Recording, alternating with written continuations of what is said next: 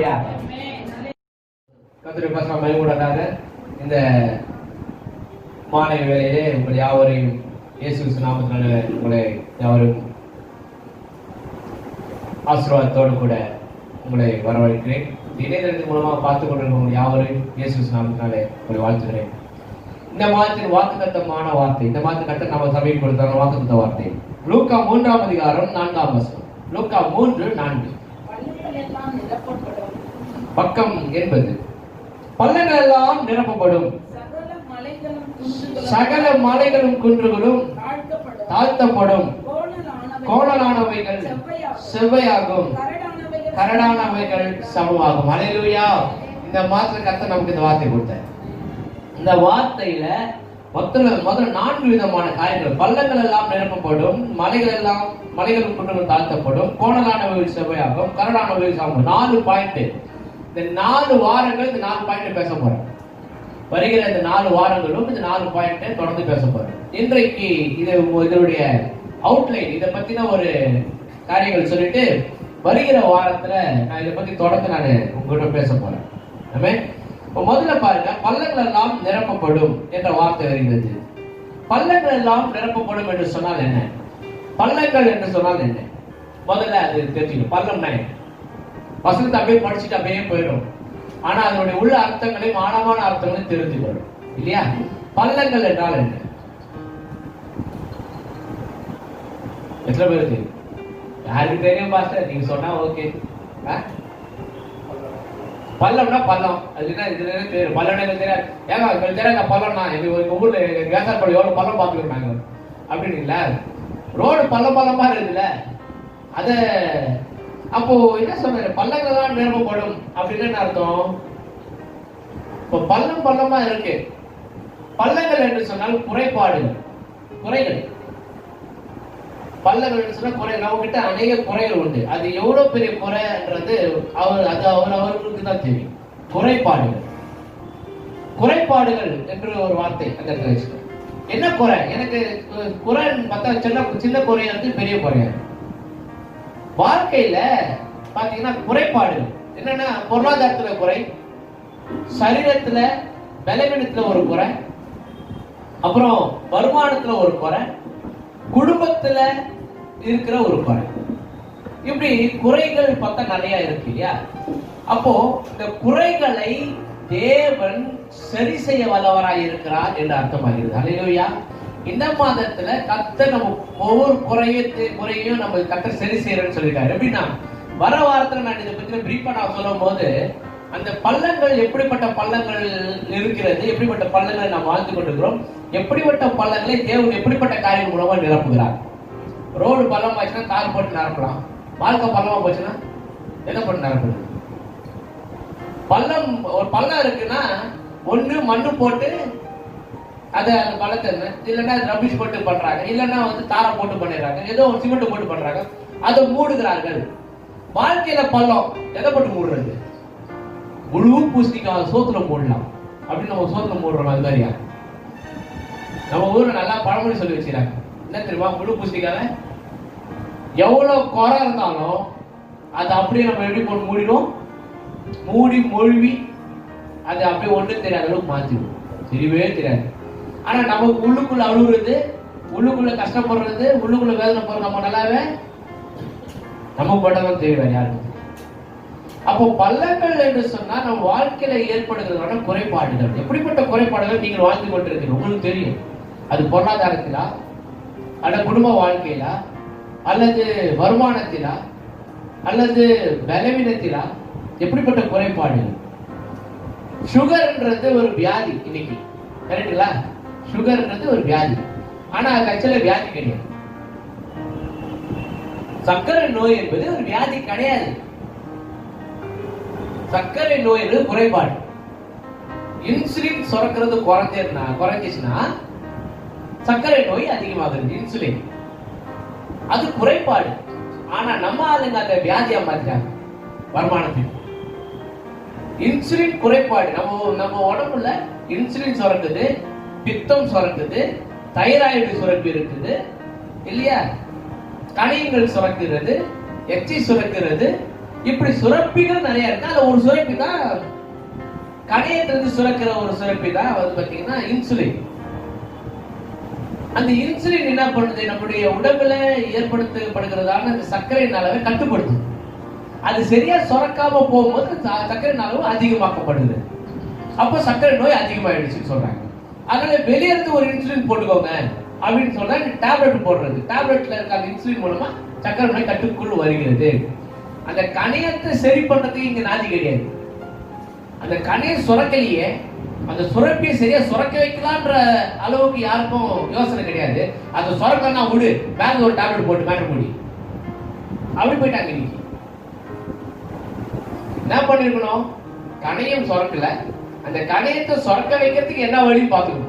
அந்த கணையத்துக்கு ஏற்ற ட்ரீட்மெண்ட்டை கொடுத்து அந்த கணையத்தை ஸ்ட்ரென்தன் பண்ணி அந்த கணையத்தை இயற்கையாகவே அந்த சுரக்கிறதுக்கான வழி பண்ணியிருந்தாங்கன்னா சர்க்கரை நோய் பூர்ண குணமாயிடும்.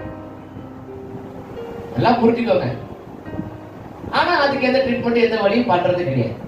அதுக்கு மேல என்ன பண்றாங்க, சர்க்கரை வந்துச்சா உடனே மேல ஒரு இன்சுலின் போடு, இல்ல மேல ஒரு டேப்லெட் போடு, அவனை சர்க்கரை கம்மி பண்ணு.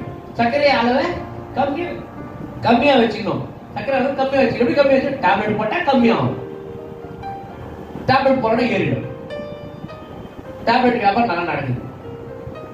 இன்னைக்கு முதல்ல போனவனே, இப்போ டாக்டர் கிட்ட போனோம்னா ஃபர்ஸ்ட் செக்அப் நம்மளுக்கு கொரோனா செக்அப். ஃபர்ஸ்ட் டாக்டர் கிட்ட உள்ள காலடி எடுத்து போய் வலது கால் எடுத்து வச்சு உள்ள போனீங்கன்னா, எங்க கிளினிக்ல எங்க போனோம், கிளினிக்லயே ஹாஸ்பிட்டல் எதை வச்சு போனோம், வலது கால் உள்ள வச்சு போனோம். ஏன்னா அப்ப நல்லது நடக்கும். ஸோ வலது காலை உள்ள வச்சு நீங்க உள்ள போன உடனே முதல்ல எடுத்த உடனே உட்கார வச்சு மூக்குல விட்டுருவோம், வாயில விட்டுருவோம். ஏன்னா கொரோனா செக் பண்ணு முதல்ல. நீ ரெண்டாவது என்ன செக் பண்ண சொல்லுவாங்கம்மா, சுகர். கொரோனா விட ரொம்ப மோசமான வியாதி சுகர். 2 செக்கப் தான். என்னைக்காவது சொல்லி உங்க ஹார்ட் செக் பண்ணிட்டு வந்துரு, உங்க கிட்னி செக் பண்ணிட்டு வந்துரு, உங்க லிவர் செக் பண்ணிட்டு வந்துரு, உங்க பிளட் செக் பண்ணிட்டு சொல்றானா, சொல்லவே மாட்டேன். எடுத்த உடனே செக் பண்ண சொல்லுவோம், சுகர் செக் பண்ணு அப்படி. அப்போ குறைபாடுகளை நீக்குவதற்கு வழி இல்ல, குறைபாடுகளை அதை மறைப்பதற்கு அநேக வழிகள் உண்டு. அப்ப நம்மளுடைய வாழ்க்கை, நம்முடைய ஜீவிதத்துல கூட குறைபாடுகளை மறைக்கிறோம், குறைபாடுகளை நீக்குவதில்லை. என்கிட்ட ஒரு குறை இருந்தா அந்த குறையை நான் வந்து மறைக்கிறேன், ஆனா அதை எடுத்து போடணும்னு நினைக்கிறது கிடையாது. என் வாழ்க்கையில குறை இருக்குன்னா அந்த குறையில இருந்து நான் வெளியே வரணும்னு தான் நான் நினைக்கிறோம் இல்லையா, அது மூடி மறைக்கிறதுல வந்து ஒரு பிரயோஜனமும்.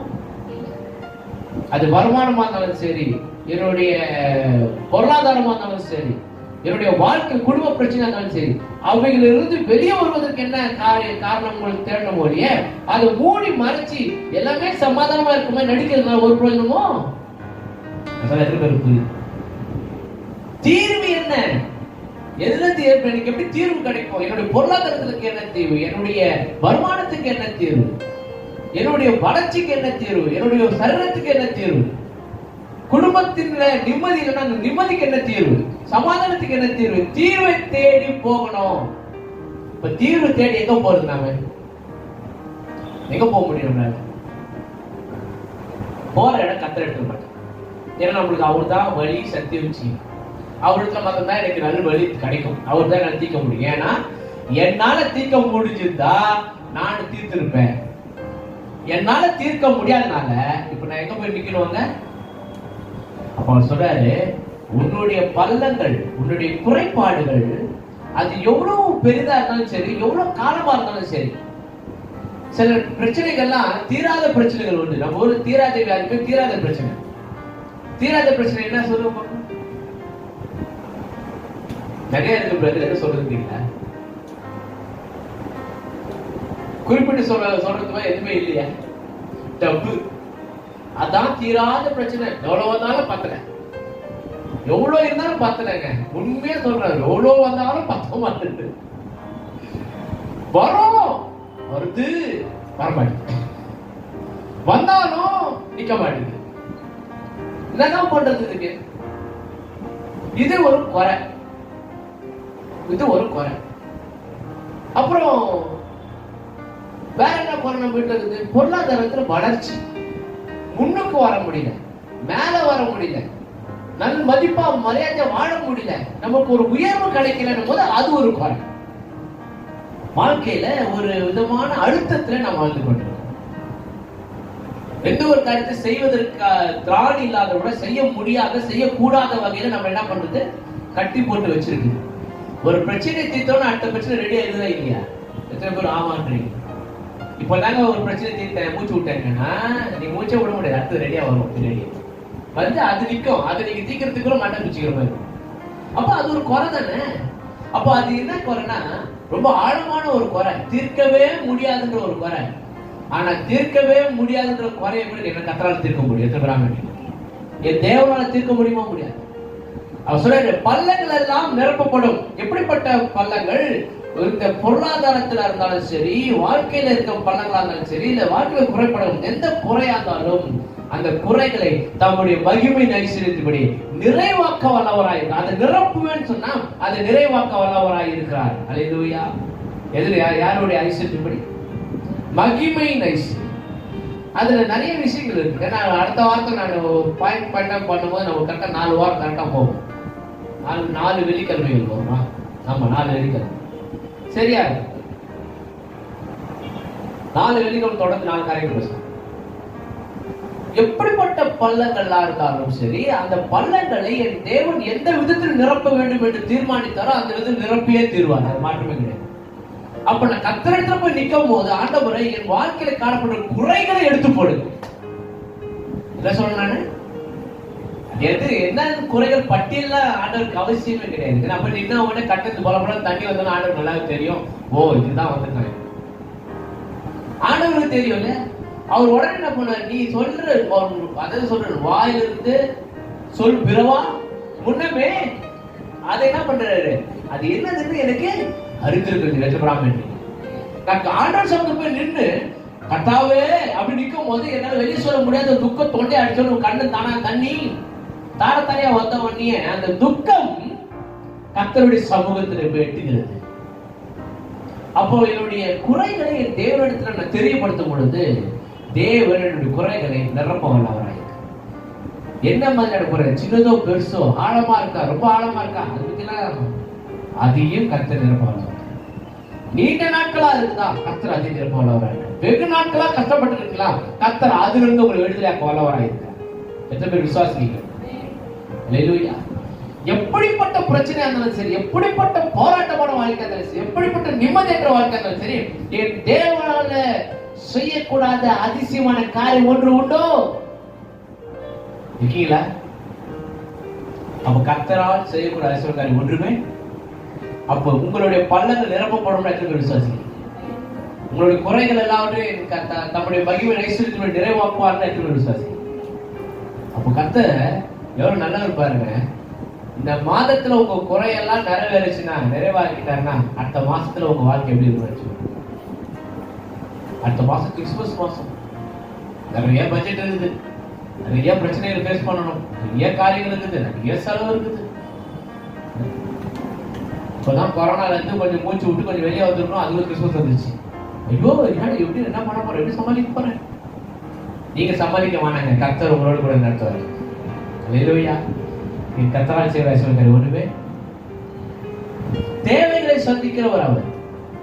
அதான் சொன்னாரு, கர்த்தர் மேல பாரத்தை வைத்து விடு, கர்த்தருக்கு கொடுத்து விடு, கர்த்தருக்கு சொல்லிடு, கர்த்தாவே நீர் இதை செய்ய வல்லவரா இருக்கு, நீங்க செய்யப்போ, நீங்க செய்யுங்க அப்படின்னு சொன்னா கர்த்தர் எனக்காக செய்ய வல்லவரா இருக்கானா இல்லையா? இது மட்டும் நடத்துற தேவன் இனிமேல் நடத்துவாரு. தேவைகளை சந்திக்கிறவர் உங்களோடு கூட இருக்கிறாரு. அந்த தேவை நிச்சயமா சந்திப்பாரு. ஒரு ஆகும் சொல்லுவாங்க.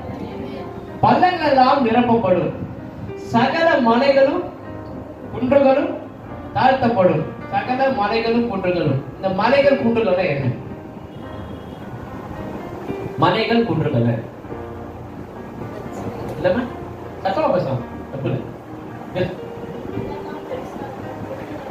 சின்னதா இருக்கும். நான் ஒரு வெளிப்பாடு, என்ன ஒரு தத்துவம், இப்படிதான் தெரிவிக்கணும். மலைனா பெருசா இருக்கும், குன்றுனா சின்னதா இருக்கும். ஆனா சொன்ன ஒரு வார்த்தை உண்மை. ஆனா இந்த வார்த்தை இங்க பாருங்க, மலைகளும் குன்றுகளும் அகற்றப்படும் இல்ல, மலைகளும் குன்றுகளும் அகன்று போகப்படும் போடல. மலைகளும் குன்றுகள் என்ன பண்ணுமா? தாழ்த்தப்படுமா. அப்படின்னு என்ன அர்த்தம் அப்படின்னா, நம்ம சின்ன வயசுல இந்த பச்சை குதிரை தாண்டி விளையாடி இருப்போம். ஒருத்தர் குனிய வச்சு அது ஒரு சந்தோஷம். அவனை குனிய வச்சு அவன் முதுகு மேல தாண்டதுன்னா அவ்வளவு சந்தோஷம் இல்லையா? குனிய வச்சுட்டு நம்ம தாண்ட முடியலன்னு வச்சுக்கோங்களேன், என்ன பண்ணணும் தெரியுமா? முதல்ல கிட்ட போய் பார்ப்போம், ஹைட் தாண்ட முடியுமான்னு. தாண்ட முடியும் என்ன பண்ணுவோம்? மேல ஏறி அமுக்குவோம். அவன் இன்னும் கீழே போடான் அப்படின்னு போட்டு ஒரு அமுக்குவோம் பாருங்க. அமுக்கணும்னா அவன் நம்ம சைஸுக்கு ஏற்றமே அவன் அமுக்கிடுவான். இப்ப தாண்டலாம். இப்போ அவன் அகன்று போகல, என்ன பண்ணி போயிட்டான்? தாண்டி போயிட்டான். அப்ப தாண்டி போனது யாரு? எத்தனை நான் சொன்னது புரியுது? மலை இருக்கதான் செய்யும். அது பெரிய மலை தான், பெரிய தடை தான், பெரிய விஷயம் தான். ஆனா அவைகளை மீது நடந்து போகிற தாண்டி உள்ளவர்களை கர்த்தர் மாற்றி போடுவார். அந்த மென்டாலிட்டி, அந்த மைண்ட், ஐயோ என்னால இது முடியாது, இது எனக்கு நடக்காது, இது எனக்கு ஆகாது, இது எனக்கு முடியவே முடியாது, நீங்க உங்க மைண்ட்ல பிக்ஸ் பண்ணாதீங்க.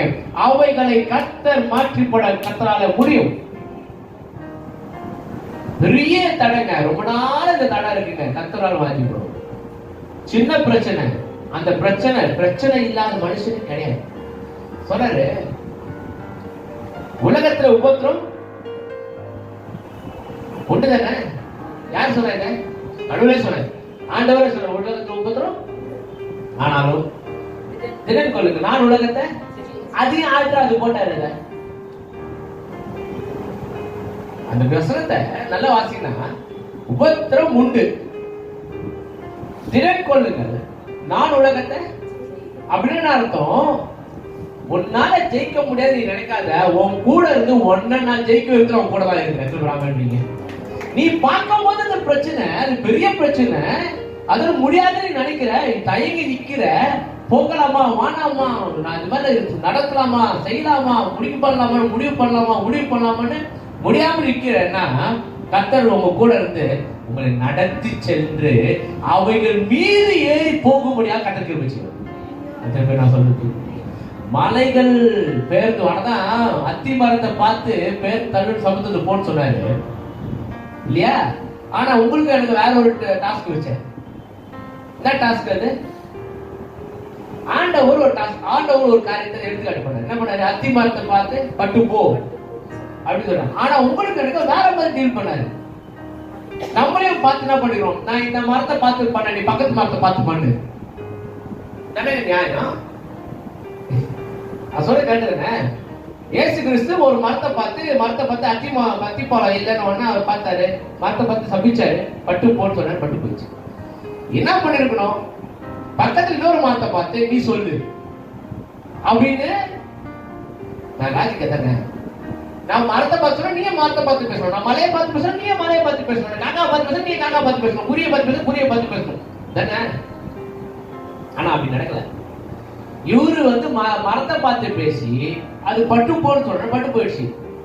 மரத்துக்கு உயிர் இருக்குதா இல்லையா? மரத்துக்கு உயிர், மரத்துக்கு காது இருக்குதா இல்லையா? காது இருக்குதா? மரம் மூச்சு விடுமா? மூச்சு விடாது. மரத்துக்கு உயிர் இருக்கு, மூச்சு விடுது, அப்ப காது இல்ல, கண்ணு இல்ல, இல்ல. ஆனா இயேசு சொன்ன வார்த்தை அது கேட்டுச்சு. எப்படி கேட்டுச்சு? அது கேட்டுச்சுங்க, கேட்டு சூசி பண்ணிச்சு.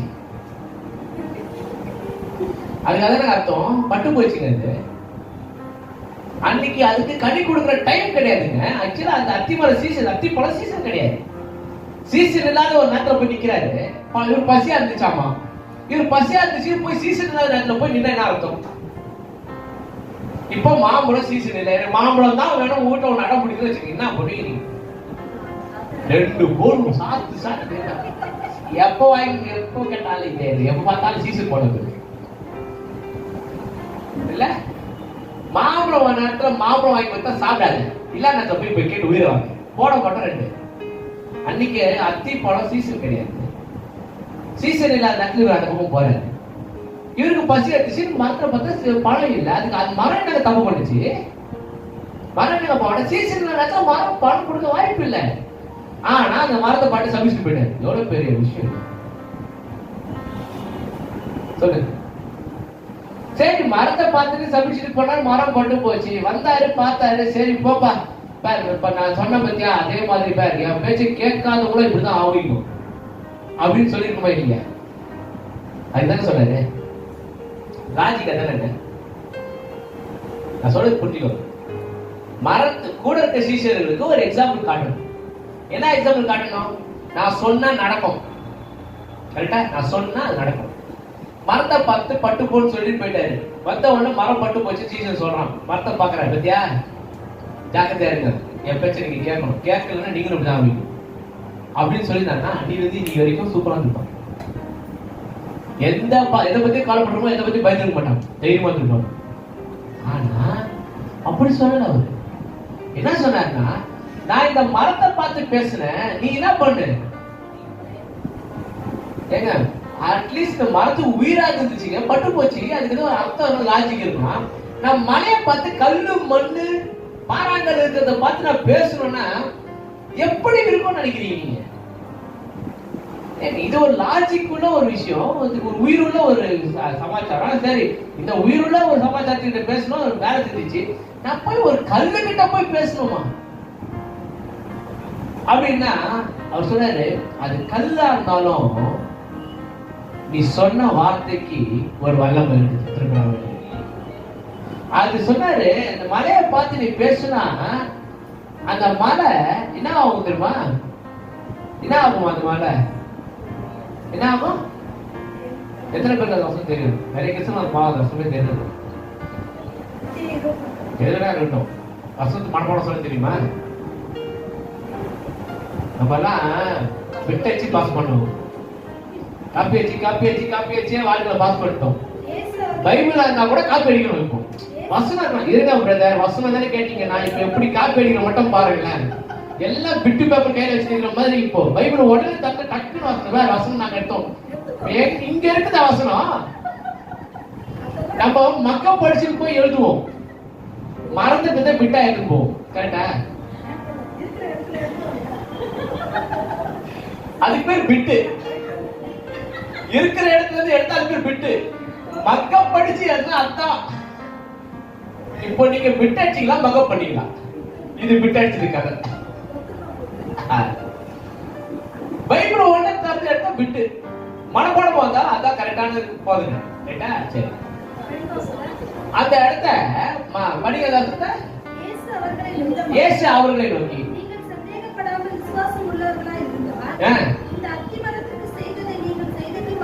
நீங்க செய்யறது மாத்திரம் இல்லாம இந்த மலையை பார்த்து பெயர்ந்து சமுத்திரத்திலே தள்ளுண்டு போ என்று சொன்னாரு. அது அப்படியே அவங்க விசுவாசிக்கிறாங்க. அப்படின்னு அர்த்தம், மரம் மாதிரி இருக்கிற பிரச்சனையை பார்த்து இயேசுவின் நாமத்தாலே இவர்களை நான் ஒன்றுமில்லாமல் ஆக்குகிறேன்னு சொன்னா அந்த பிரச்சனை ஒன்றுமில்லாமல் இருக்கும். அல்லேலூயா. என்னோட விசுவாசம் எப்படிப்பட்டதா இருக்கு? மலை மாதிரி ஒரு பிரச்சனை தான். அந்த மலை மாதிரி பிரச்சனை மேல கடந்து போவதற்கு கர்த்தர் கிருபை செய்யறாரு. ஏன்னா கர்த்தர் என்னோட கூட பிரச்சனையே இருக்கு. பிரச்சனை எடுத்து போடல, பிரச்சனை இருக்குது. ஆனா அந்த பிரச்சனையோடு கூட கடந்து போகிற ஒரு வழியை கர்த்தர். ஆனாதான் சொல்றாரு, சோதனையோடு கூட தப்பித்துக் கொள்வதற்கு என்ன பண்றாரு? போக்கு உண்டு பண்றாரு. அப்படின்னா ரூட் கொடுக்குறாரு உங்களுக்கு. பிரச்சனை எடுத்து போடல, பிரச்சனை நீங்க எடுத்து போட போறீங்க இல்லன்னு சொல்லல. பிரச்சனையை உங்க வாழ்க்கையில எடுத்து போடக்கூடிய திராணி கத்து கொடுப்பாரு. ஆனா இப்ப இருக்கிற பிரச்சனை இல்ல, நடந்து போக கூட முடியலையே, கத்த நடத்தி கொண்டு போவார். என்னை தடுத்து நிறுத்த முடியாது. நான் அடுத்த வாரத்துல அதை பத்தி பேச போறேன். அடுத்த வாரத்துல அது மலைகளை எப்படி கத்தல் தகர்த்து போடுகிறவர்களை கத்தல் மாத்துறேன். ஒரு வசனம் சொல்லுது, சும்மா ஒரு இட்டு கொடுக்குறேன். அடுத்த வாரத்துல அது பிரீஃபா போற. இந்த மலைகளை கரன்னு நசுக்கி கரைச்சி போடுற அளவுக்கு கூர்மை உள்ள பற்கள் உள்ள எந்திரமாக்குவேன் அப்படின்னு கத்த சொல்லு. ஒரு மலையை உள்ள போட்டு அப்படியே கரக்கரன்னு கடிச்சு துப்பி மண்ணல அது அப்படியே பதரை போல பறக்க விடுகிறவர்களை கத்தல் மாத்துவேன். பிரச்சனை வந்தாலே அந்த இடத்துல கர்த்தர் என்னோட கூட இருக்கிற தைரியமும் வந்துடும். அல்லேலூயா. அப்போ சோதனையோடு கூட தப்பித்துக் கொள்கிற வழியை போக்கையும் கத்தனை பண்றாங்க, உண்டு பண்ணுற. அவதான் சொன்னாரு, மலைகளும் குன்றுகளும் என்ன பண்ணப்படும், தாழ்த்தப்படும். ஏனென்றால் அது மேலே ஏறி போவதற்கு கர்த்தர் கிருபை செய்யறாரு. எடுத்து போடப்படும். ஆனா எடுத்து போடுறதுக்கு வேற ஒரு கதை வச்சுக்கிறாங்க. எடுத்து போடுவார். எப்ப எடுத்து போடுவார்னா, உங்களுடைய ஒத்தாசை இருந்தா மட்டும். ஆமென்.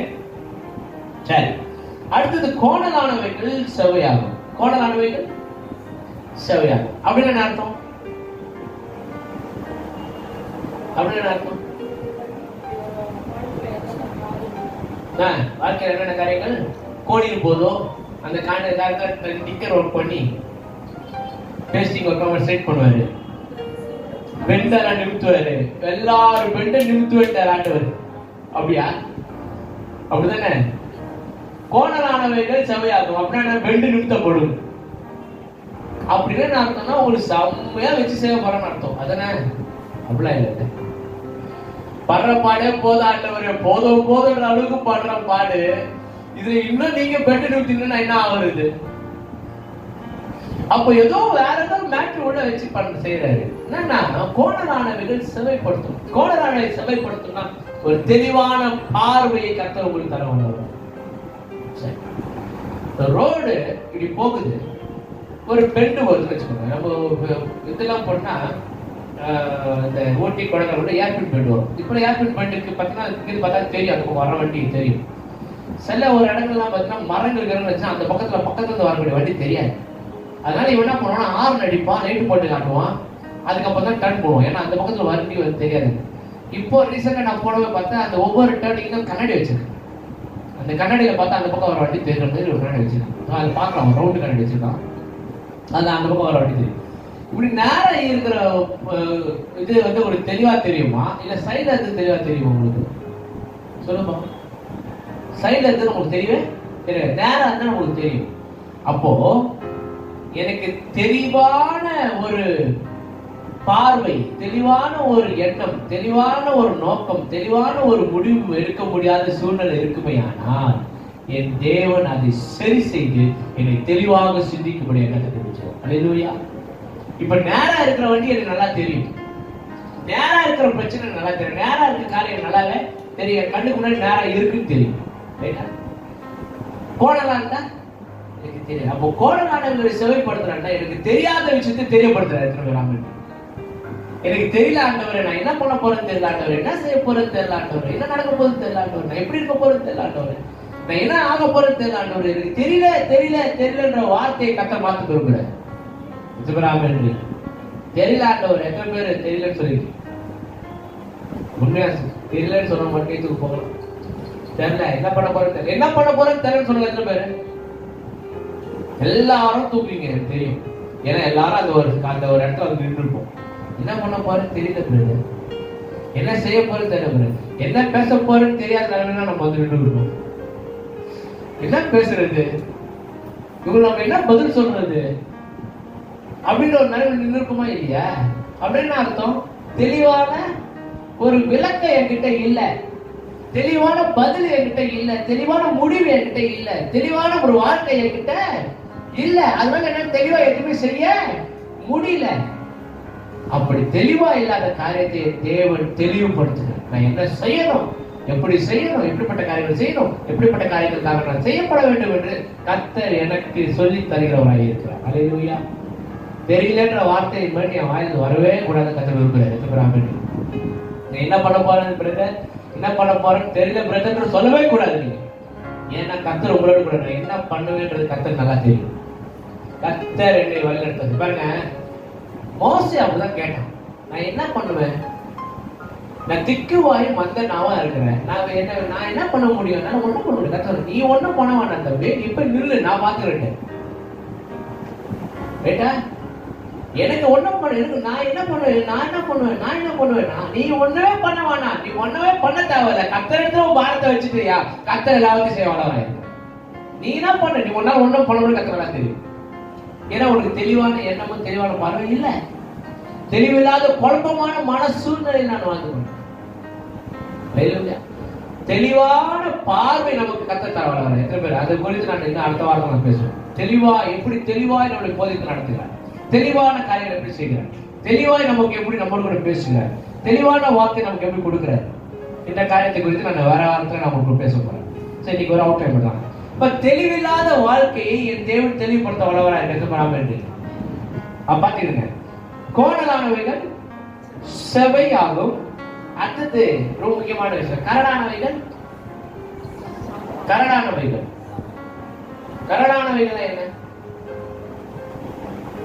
கரடானவைகள் என்ன? பள்ளம் வீடு தான் கரடானவைகளா? அதான் பள்ளம் வந்துச்சு.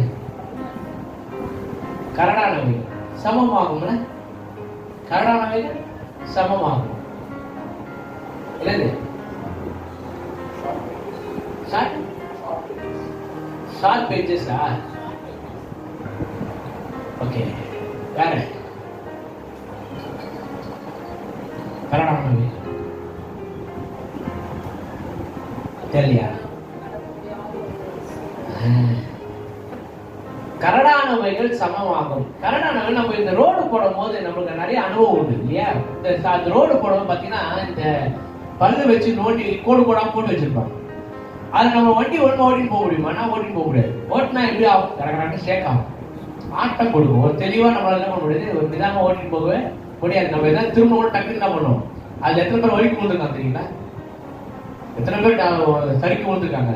ஏன்னா அது அது வந்து ஒரு ஓட்டக்கூடிய அந்த ஒரு காரியம் அதுல இல்லை. அப்படின்னா என்ன அர்த்தம்? தாறுமாறா இருக்கிற ஒரு காரியம், குழப்பமான மனநிலை, குழப்பத்துல வாழ்ற ஒரு வாழ்க்கை. இந்த குழப்பமான மனநிலையை கர்த்தர் மாற்றி போறாங்க. அல்லேலூயா. குழப்பம் தாறுமாறா இருக்கு, கன்ஃபியூஷன் ஆகுது, சரியா போக முடியல, சரியா நடக்க முடியல, சரியா செய்ய முடியல, தாறுமாறாக இருக்கிறது. தாறுமாறான ஒரு வாழ்க்கை, குழப்பமான மன சூழ்நிலை, மனது அளவில் ஒரு குழப்பம். செய்யலாமா வானாவா, போலாமா வானாவா, நடக்குமா நடக்காதா, ஆகுமா ஆகாது, கிடைச்சாங்களா கிடைக்காம என்ன ஆகும் அப்படின்னு போட்டு நம்ம நாமே குழப்பி அப்படியே ராத்திரில தூங்காம, பசி இல்லாம, தூக்கம் இல்லாம, நம்ம நாமே ஒரு மாதிரி வெறுத்து போன ஒரு வாழ்க்கை வருது. கரடானவைகள் சரியா செய்ய முடியாது, சரியா சிந்திக்க முடியல, சரியா என்னால வந்து பேலன்ஸ் பண்ண முடியல, பேலன்ஸ் பண்ண முடியல.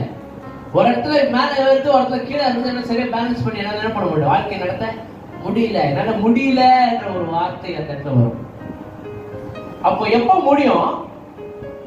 எப்ப அது முடியும்னா, எப்ப என் வாழ்க்கையில ஒரு சமநிலைக்கு வருதோ அப்பதான் பேலன்ஸ் பண்ணி நான் வண்டி ஓட்ட முடியுது. அப்படின்னா என்னுடைய குழப்பமான இந்த மனநிலையை கர்த்தர் மாற்றி போடுவார். ஆனால் என்னுடைய வாழ்க்கை சமமாக இருக்கும். அல்லேலூயா.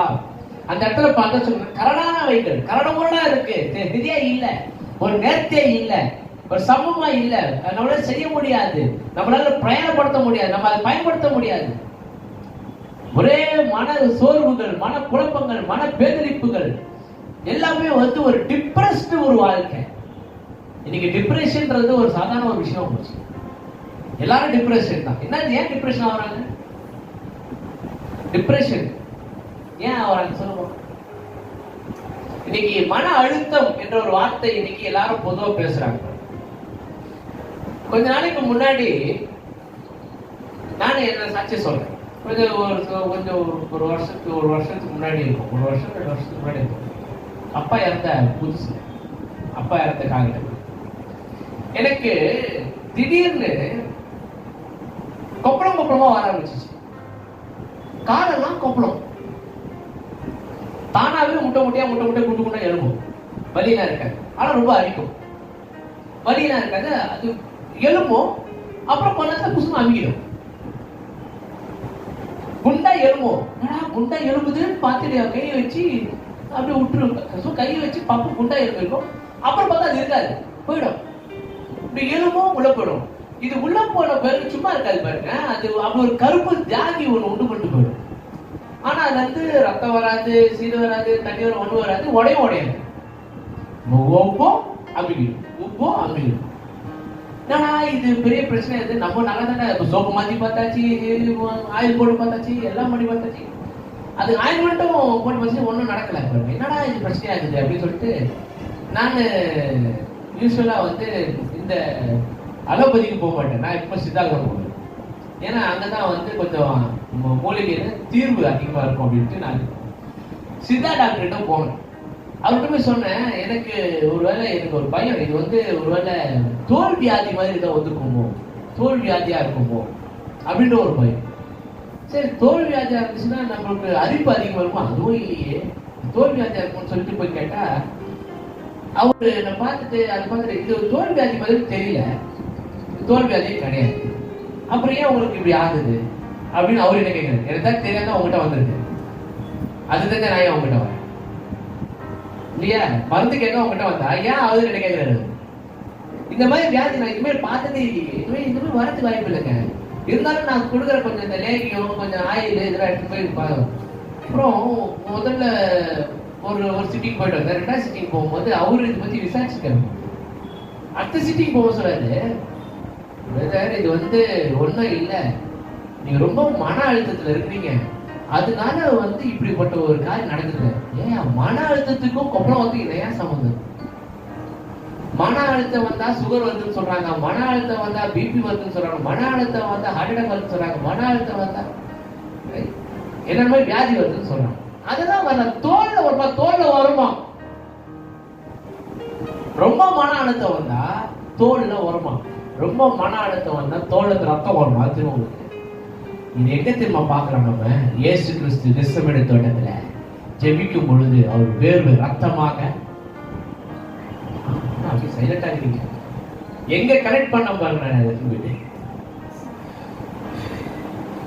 வேர்வை ரத்தமாக வந்துச்சா இல்லையா? அப்பதான் எனக்கு தெரியும் ஓவர மன அப்படி சொன்னாரு. அப்ப டாக்டர் சொன்னாரு, இப்படிப்பட்ட சிம்டம்ஸ் நிறைய பேருக்கு வந்து உள்ளுறுப்புகள் பாதிக்கப்படும். கிட்னி ஃபெயிலியர் வரலாம், லங்ஸ் ஃபெயிலியர் வரலாம், லிவர் ஃபெயிலியர் வரலாம், ஹார்ட் ஃபெயிலியர் வரலாம், ஹார்ட்ல ஹோல்ஸ் விடலாம், அல்லது ஹார்ட்ல அடைப்பு வரலாம்.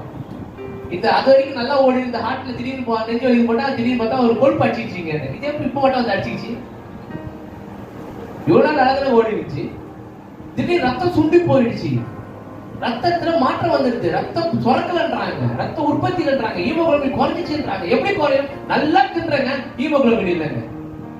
இப்படி இருக்காங்க, ஹீமோகுளோபின் இல்ல.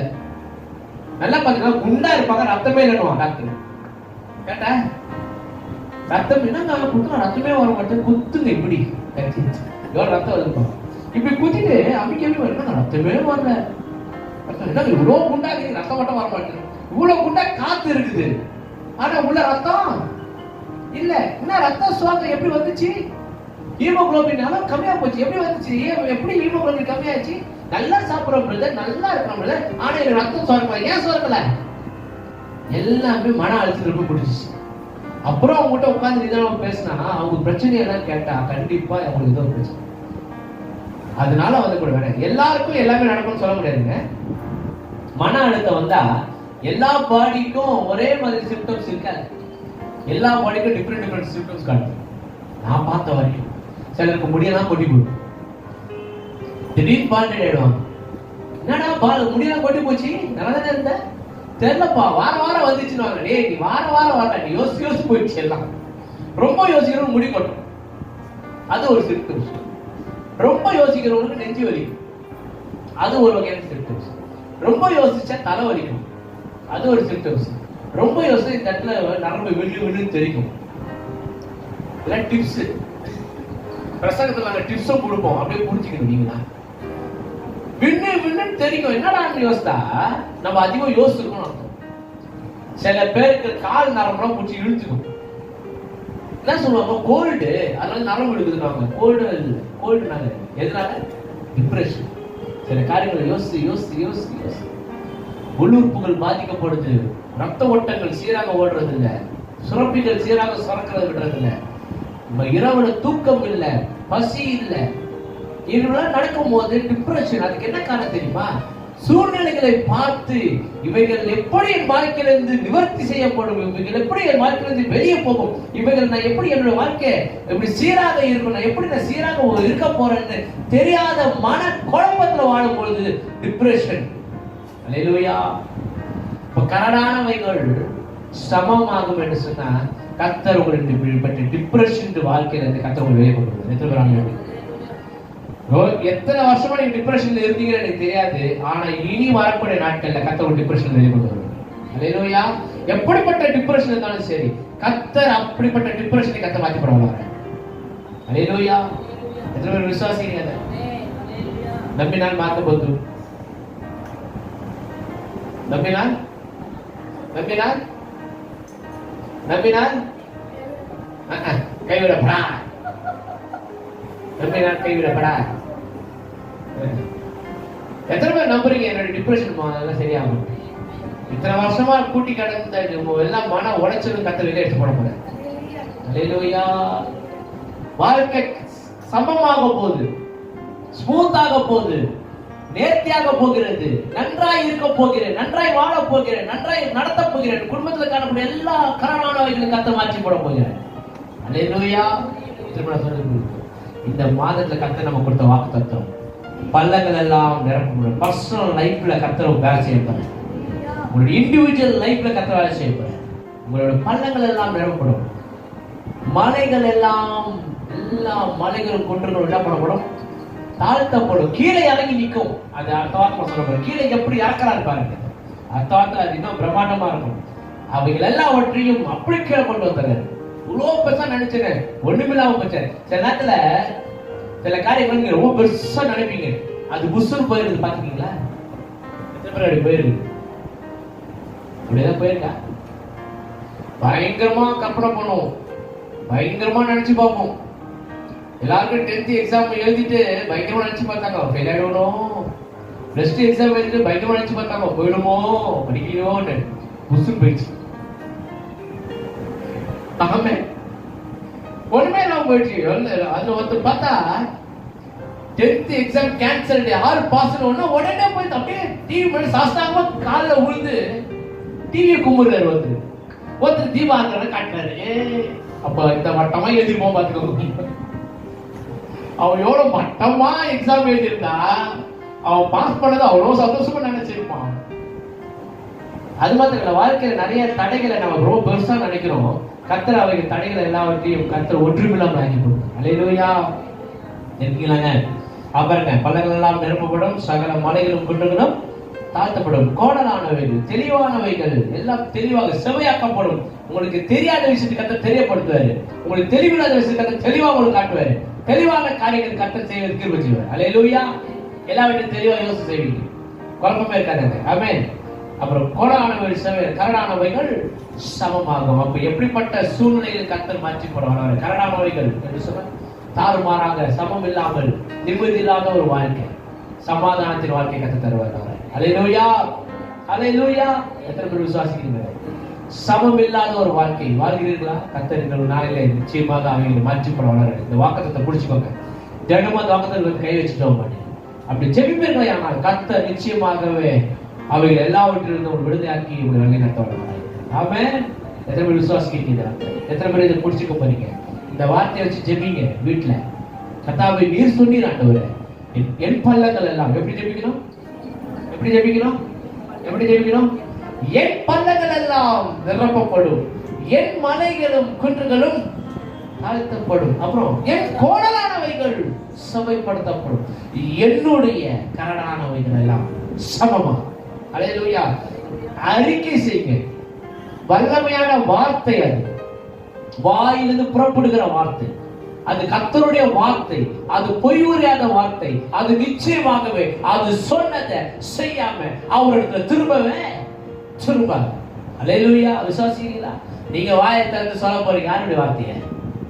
அவருடைய வார்த்தைய, அவருடைய பிரதிநிதியா இருந்து நீங்க சொன்னீங்கன்னா உங்களுக்கு முன்னாடி இருக்கிற காரியங்கள் எல்லாவற்றையும் கத்து மாற்றி. இது வரைக்கும் நடக்கல பிரதர், இனிமேல் நடக்கிறத பார்ப்பீங்க. இது வரைக்கும் கிடைக்கல பிரதர், இனிமேல் கிடைக்கிறத பார்ப்பீங்க. இது வரைக்கும் ஆகவே இல்லை பிரதர், எவனுக்குமே ஆனது பிரதர், எனக்கு ஆகும். எத்தனை பேர் ஆகுன்றீங்க? வரைக்கும் நடக்கலன்னு யாராவது சொன்னாங்கன்னா நீங்க சொல்லுங்க, எனக்காக கர்த்தர் யாவையும் செய்து. அல்லேலூயா. இருக்கீங்களாங்க? எனக்காக செய்வார். எத்தனை பேர் பக்கத்துல பார்த்து சொல்லுங்க, எனக்காக செய்வார். பக்கத்துல பார்த்து எனக்காக எனக்காக செய்வார்.